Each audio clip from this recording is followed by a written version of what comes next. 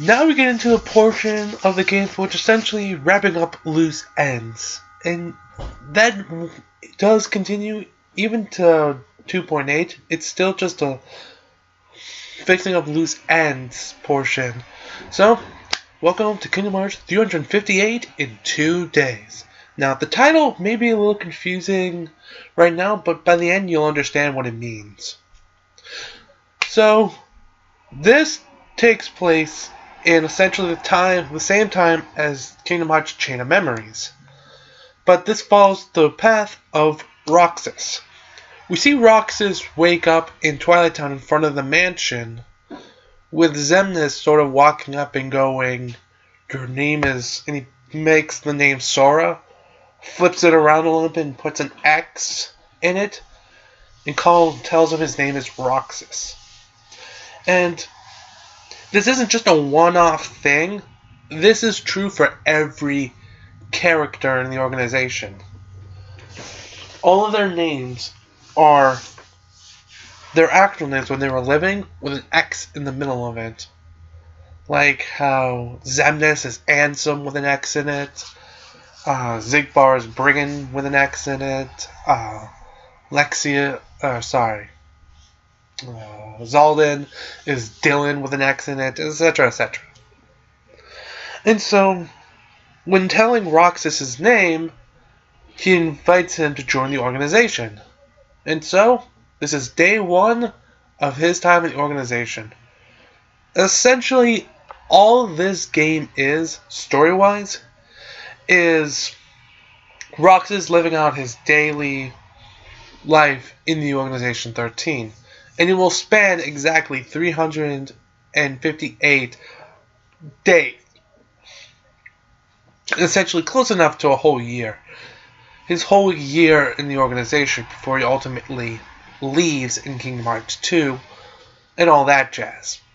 So the majority of it is just mission based with a couple days skipped over for just saying oh, I went and did the same thing as usual. So I'm going to stick to the key points right now. So you start talking to a lot of the organization members. It starts feeling a bit human, with Axel and Roxas sort of hitting it off in a sort of way. They sort of somehow strike up a relationship because they both like sea salt ice cream and love the view on top of Twilight Town's clock tower. And so, after every mission, essentially they go up there and shoot the shit and just sort of hang out until eventually they become best friends. Matter of fact, he's the only friend in the organization Roxas essentially has. Everyone else is just sort of there for duty or just don't care about Roxas. He's just another nobody to them. Axel's the only one that really tries. And so essentially it's just them hanging out, and eventually the organization has an idea, because ultimately the organization wants to control Roxas for his Keyblade, because again, Keyblades are like the OG, ultimate, overpowered being that can stop anything. So if they have control over a Keyblader, then they can essentially complete their plans. But Roxas is starting to essentially become sort of, why am I doing this? He's potentially getting consciousness, and so the organization needs to take his power out and put it into an automaton, thus revealing Xion. Xion is, how they explain it is, Xion is Kyrie's image from what Sora remembers of her, with a little tweaking. So essentially, she's a manufactured nobody. She is nobody's nobody. She's just a manufactured nobody for the sole purpose of slowly seeping away the Keyblade from Roxas. But, yet again, Roxas starts creating a friendship with her, and eventually Axel does too, sort of making the trio of this game. There's a lot of trios for some reason, of 2 guys, 1 girl. But unlike most of the trios, this isn't a love relationship. No one's in love with Shion. It's just they're great friends. Unlike the other ones, it's essentially the Terra, Aqua, and Ventus more than the Sora, Riku, and Kairi. If that makes sense. They're all great friends, but no one's romantically interested in each other. You know? And so Roxas starts realizing that he can't use the Keyblade, but Shion can. And so Shion sort of makes a deal like, hey, I'm gonna do your work for you so that people don't kick you out, because Roxas is starting to get worried that the organization will just kick him out if he can no longer be useful. But eventually, he does get his Keyblade back, and allows both him and her to wield one. I don't know exactly the reasoning behind it, but Shion now feels like she's weaker and that she's essentially using Roxas opposed to being a friend. Axel, at some point, gets told his mission to Oblivion, Castle Oblivion, which is essentially stop the rebellion. And so Axel sort of leaves for a while, and that leads into Roxas essentially gaining power. Because the organization starts realizing that Shion and Roxas are both going onto missions, so they need to see if Roxas still has the ability to use the Keyblade, or if they can finally kick him to the curb and just focus on using Shion. But that's when he actually gains his Keyblade back, but Shion doesn't lose hers until later, in which she does essentially sort of give all the power back, and she no longer can use it. So now it's sort of like a tug-of-war on this power, where Roxas has it, but Shion does it. Sometimes they both have it, but a weaker version. And sometimes Shion has it, but Roxas doesn't. It's essentially, that's the whole storyline between this stealing power from Roxas. But Shion starts getting worried about, maybe she'll be kicked out, and Roxas says the same thing. But Shion knows that the organization will have no problem kicking her out because they can just make another one. And so she finally just goes, okay, I need to take a little bit out of you. And she spills the beans to Roxas, which makes Roxas kind of disgusted with the organization. And it starts him down the path of maybe actually leave the organization. And when Axel comes back from Castle Oblivion, and Roxas tells this to him, he's essentially going, dude, really? Do I not matter to you? But Shion's still there, but near the end of the game, Shion essentially goes, hey Roxas, I don't think we can be friends anymore. And it shows that she has now Sora's face.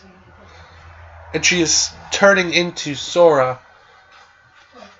And that this power is essentially corrupting her and making her change beyond what she really wants to happen. And she fears she's going to lose control. And so the two fight, with Roxas being the winner, and that's like the final straw in Roxas' psyche to make him just go, screw the organization.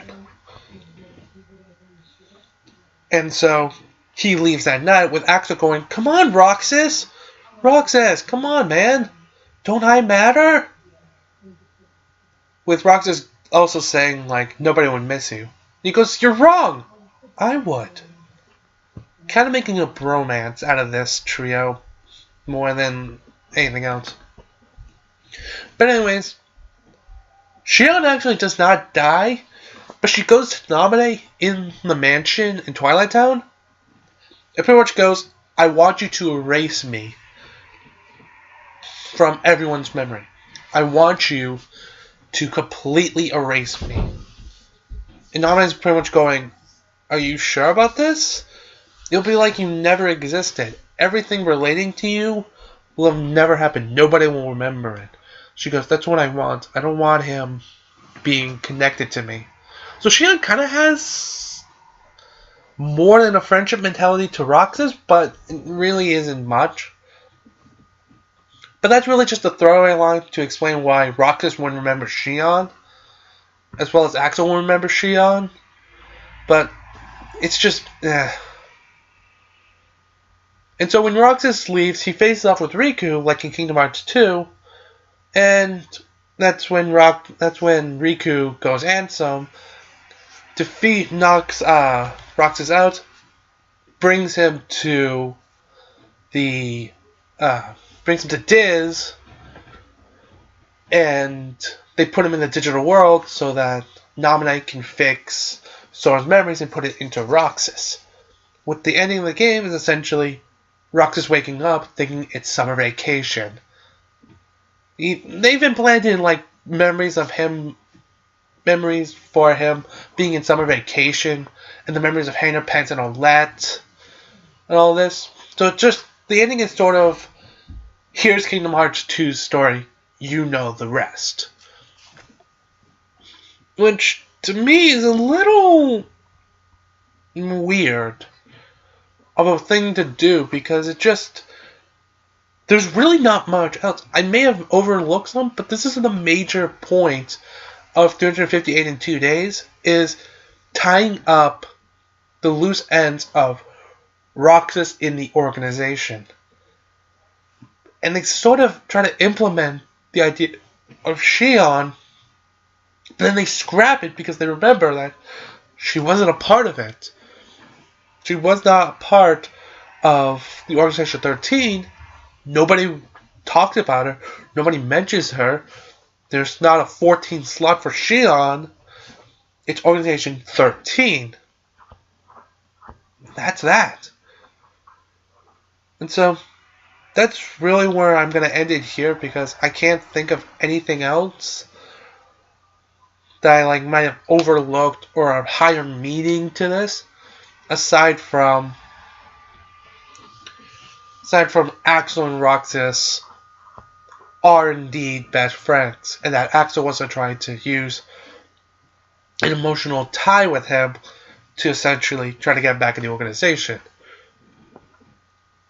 Axel's also, when Roxas leaves, Axel is instructed to bring Roxas back, and if he can't, destroy him. Which I cannot pity or envy Axel at all, because he's tasked with the worst jobs in the organization. He's tasked with destroying his fellow organization members constantly. He's tasked with just destroying everything. And I mean, he is fire, so I guess it's not out of the ordinary, but it's just, if Roxas was supposed to be the tragic hero in this all, you failed.